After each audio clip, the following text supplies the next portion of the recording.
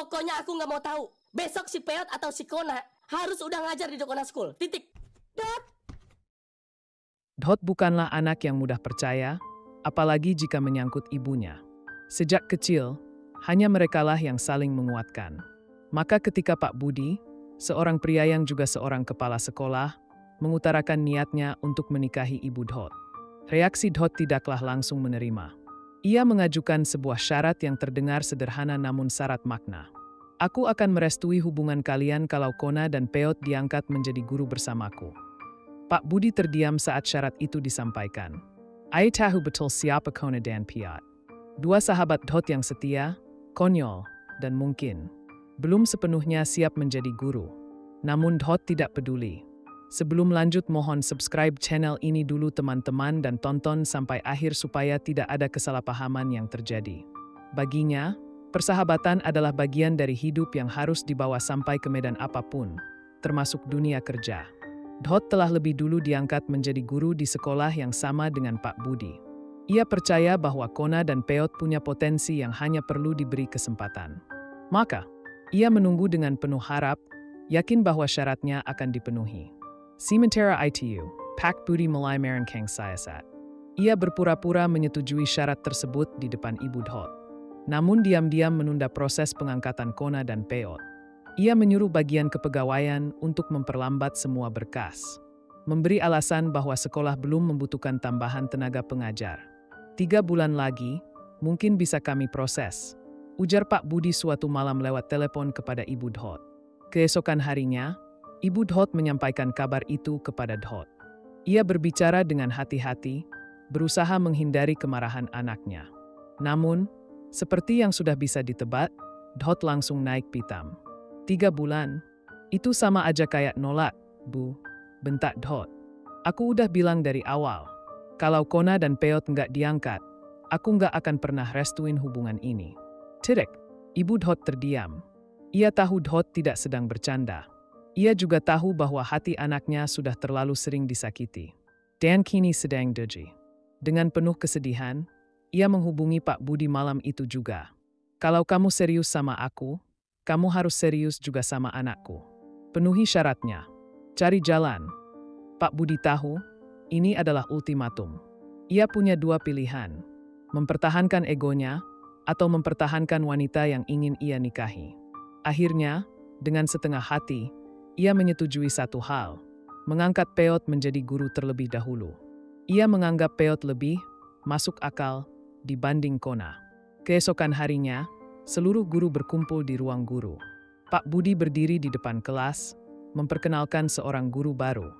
Mulai hari ini, Peot akan bergabung dengan kita sebagai pengajar seni dan kreativitas. Tolong bantu dan bimbing dia. Sementara itu, dari luar jendela kelas, Dot melihat momen itu dengan senyum tipis. Satu sirat telah terpenuhi. Satu langkah lebih dekat untuk menerima hubungan ibunya. Namun, cerita belum selesai. Kona masih belum diangkat, dan Dot belum sepenuhnya memberikan restu. Peot kini resmi menjadi bagian dari staf pengajar. Hari pertamanya berjalan kaku, tapi penuh semangat. Murid-murid awalnya menatap heran, karena siapa sangka, pria yang dulu dikenal konyol dan absurd itu kini berdiri di depan kelas dengan kapur di tangan dan nama terpampang di papan tulis. Dot diam-diam memperhatikan dari balik kaca jendela. Ada kebanggaan yang sulit disembunyikan dari wajahnya. Bukan karena sahabatnya kini jadi guru, tapi karena ia tahu, perjuangan mereka bukan untuk dilupakan. Satu mimpi mereka telah dicicil menjadi nyata, tapi satu nama belum disebut. Kona. Dot masih belum bisa tersenyum sepenuhnya. Malam itu, di meja makan, Dot duduk bersama ibunya. Mereka makan dalam diam. Sampai akhirnya, sang ibu memulai percakapan. Peot sudah diangkat, enake? Pak Budi butuh waktu untuk Kona. Kenapa Peot bisa cepat, Kona enggak? Mereka sama-sama layak, Bu. Kamu tahu alasannya. Dot meletakkan sendoknya. Ai tahu, Pak Budi tidak pernah menyukai Kona. Bukan karena Kona buruk, tapi karena Kona terlalu jujur, terlalu keras kepala, dan terlalu sering mengkritik sistem sekolah, bahkan saat belum jadi bagian dari dalam. Dot menatap ibunya dalam-dalam.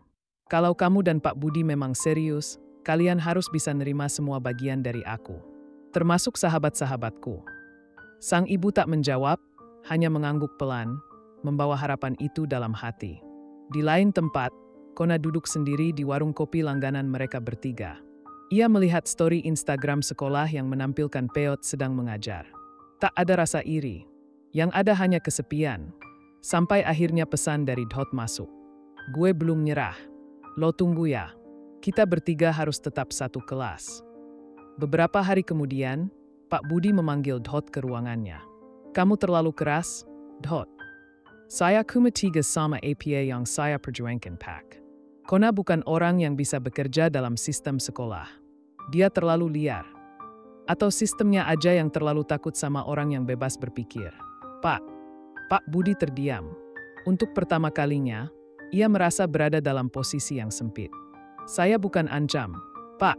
Tapi saya udah bilang dari awal. Gagal wujudin ini, saya anggap Bapak nggak pernah serius sama keluarga saya. Dot berdiri, meninggalkan ruangan tanpa menunggu balasan. Hari berikutnya, suasana sekolah sepi. Dot menghilang dari grup guru. Tak ada kabar. Peot resah. Bahkan murid-murid mulai bertanya-tanya kenapa guru baru itu tampak murung.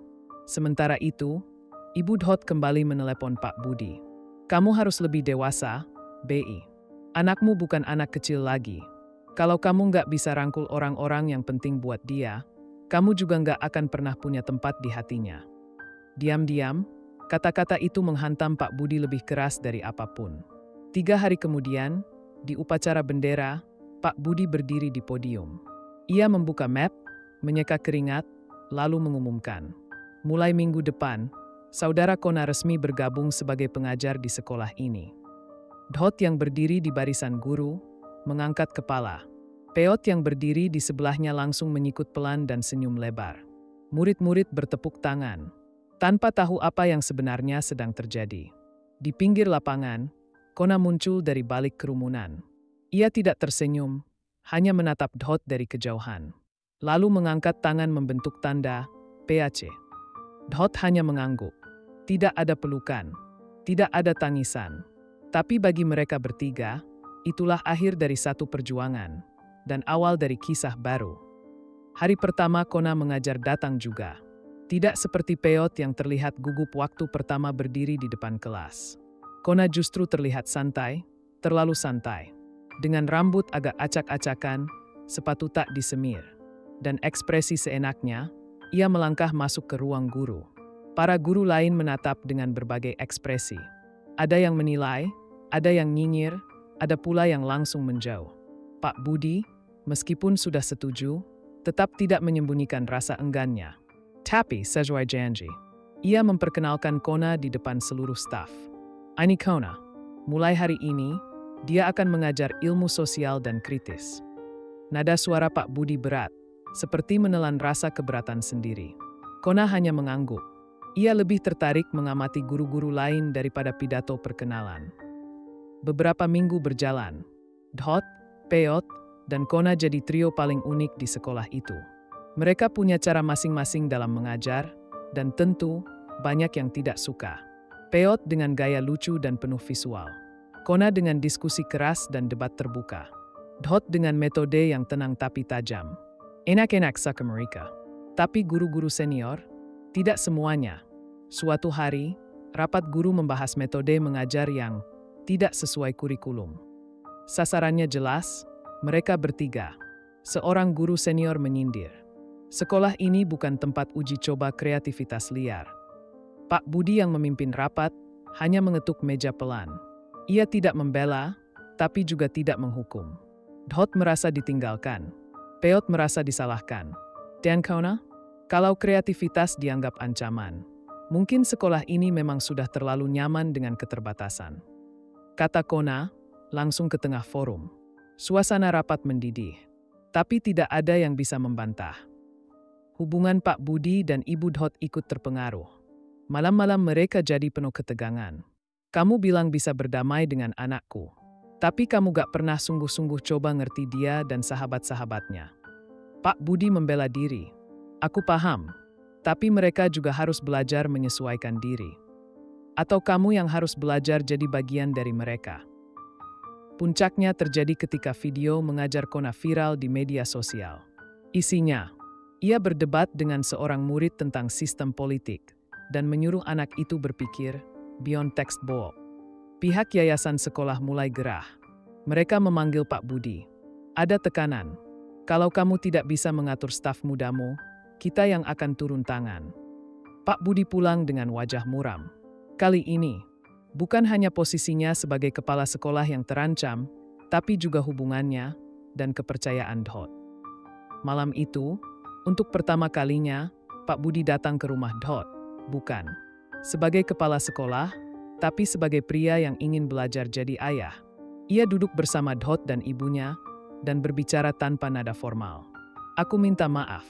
Aku terlalu keras. Mungkin karena aku takut kehilangan kendali. Tapi aku lihat sekarang kalian bukan ancaman. Kalian perubahan. Dhot menatapnya lama.